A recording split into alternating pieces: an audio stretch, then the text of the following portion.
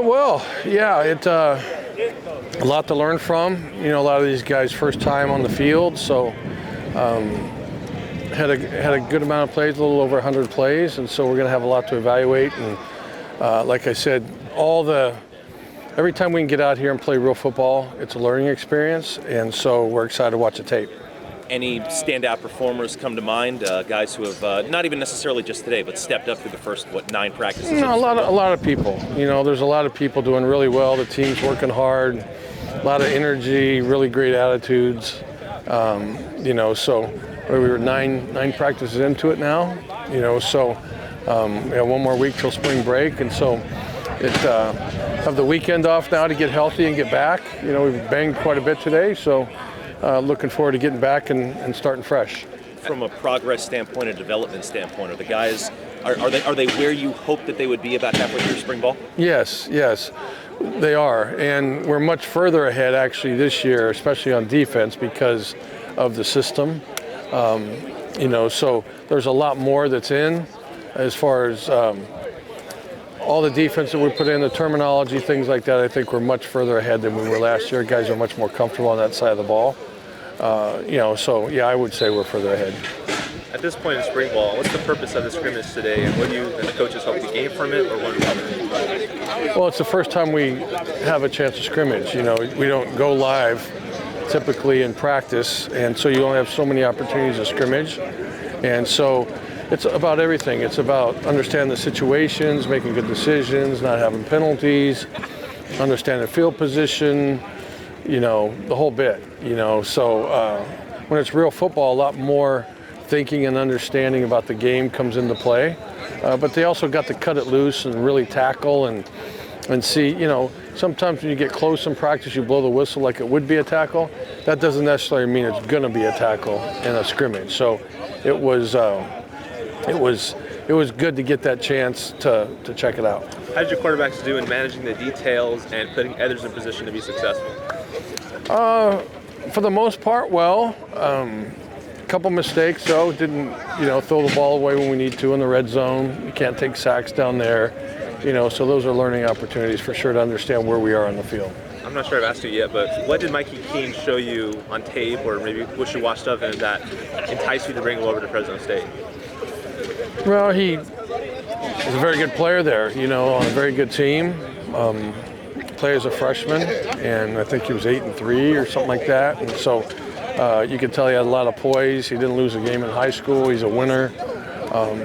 You know, so he's very sharp.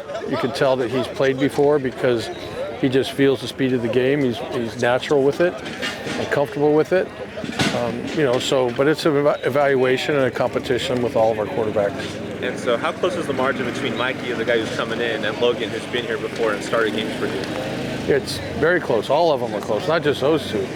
We have all the guys that are in the mix with it, and you know, in different days, guys do things better than others, and so at the end of spring, we'll evaluate kind of where we're at in the pecking order of what the quarterback situation is. You said on the first day that it was going to be challenging to get 6 scholarship guys reps. How have you been able to balance that? It's been challenging, but we've been doing a good job. Coach Wade's been doing a really good job of getting them in, and they have to take advantage of the reps when they're in there. You know, that's just the way it is, and not everyone can get the same amount of reps. You know, so. But it changes from day to day. You know, one quarterback may get 6 reps one day and 4 or 3 reps the next day. You know, so it just, you have to rotate it around. I've seen some highlight tapes. Josh Wood really spin the ball well. What's his long-term potential, and did he show it at all today in the scrimmage? Josh Wood? Josh Wood. He absolutely did, yeah. He's very smooth. He can really run. Great escape dimension, accurate throwing the football. He's very young, and, you know, so all these days are really important for him. So when you see such potential in a guy like that, and you have quarterbacks ahead of him, maybe in the depth chart, that have more years of eligibility, I guess what challenges does that present to you to keep a guy like Wood here, but also have other guys that have years of eligibility and also want to start? Well, they're all in the mix for it. I mean, just because you have a couple years experience doesn't mean that you're the best quarterback. That's, you know, yeah, you have some experience, but Josh has been here for a year now. He understands the system. You know, now it's just it's an opportunity for him to actually run the system. But he looks very comfortable with it and doing a really good job. What did you like the most about today's scrimmage from your offense? I thought they came out with a ton of energy, you know, and I didn't think we necessarily did that on Wednesday. And I thought they responded to that challenge, you know, and that was probably the biggest thing that we wanted to address was we just the way we play the game more than anything. You know, we knew that the X's and O's piece would kind of take care of itself. We kind of simplified a little bit and just wanted them to be line up and play faster and just more enthusiasm, and I thought they did that. Any guys out wide, receiver-wise, that made big plays today? Yeah, I mean, it was cool to see, you know, Jalen Moss, you know, I thought, and again, I think that he's a guy that's kind of emerged, but from an enthusiasm and energy standpoint, I just thought that he really brought it, and he's been doing a good job all spring with that. You know, he's recognized that he has an opportunity with this group. I mean, there's a phenomenal opportunity in the receiver group, okay, to get on the field. And, you know, because we're replacing so much production, he recognized that, and he's been doing a good job. But he did a good job with that. You know, Antoine Sullivan made a big play. You know, so it was cool to see some new guys. Tim Greer had one. So, but yeah, it was good because the ball got distributed around a variety of places. How do you quantify a big play? Is it like a touchdown? Is it like a 20-yard gain, a one-handed catch? I think it's all dependent on the moment, you know. I mean, a catch on 3rd and 6 in a big moment to keep a drive going, that's a tough catch. That's a big play, you know. I think it's a little bit dependent on that. You know, we call explosives are really 20-plus in the pass game. And so, you know, if we can get a 20-plus pass, you know, obviously that's a big deal. But I think it's always situational dependent. A 7-yard touchdown is still a touchdown, you know, so that's still a big play. Speaking of passing, the quarterbacks, how did they look today in the scrimmage? It was good. Like, it was cool to see them. You know, one of the things I made sure that I did was I kind of got a feel for what they liked and had a list up in the box with me just as far as what they felt most comfortable with, and I really tried to kind of lean into that, and I thought that they did a good job kind of executing, and you know, it was far from perfect, but it was cool to see just guys execute. Just kind of, again, I think we kind of catered to doing what those guys do well, and still trying to get a feel for what each one of those does well, and also challenge them at the same time. Like, we can't just, you know, we can't hold the whole offense back based off of what the quarterback can do. You know, we got to make sure that they're challenged as well. But I thought that was they did a good job kind of handling the different things. Talk about catering to what guys do well. So what does a Mikey King do well compared to a Logan Fife? What does he do well, and a Josh Wood and other guys like that? Yeah, Mikey processes things very well, you know, so you can kind of do some progression stuff that allows him to kind of, you know, go 1 to 2 to 3 and kind of understands kind of where things fit. Logan, I would say, is the same thing. You can kind of run the full operation with Logan. He just knows the system inside and out. You know, and I think with Josh Wood, for example, you're really leaning into the athleticism. You know, he actually, for being a young guy and being relatively inexperienced, has a really good grasp of the protection piece, the concepts piece, and understanding kind of progressions.